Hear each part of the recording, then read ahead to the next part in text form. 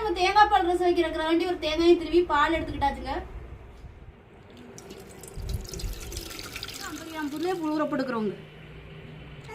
பாலில் ஊறப்பட்ட புளியுமே நம்ம கரைச்சி எடுத்துக்கிட்டாச்சு. மசாலையோட மீன் கொஞ்சம் நேரம் ஊறட்டுங்க. பால் ரசம் வச்சு எடுத்துக்கிறோங்க.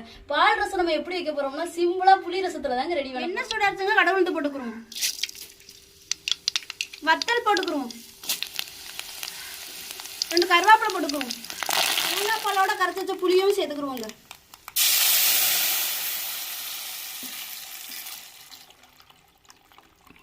கொஞ்சம் மஞ்சத்தூள் சேர்த்துக்கிறோங்க.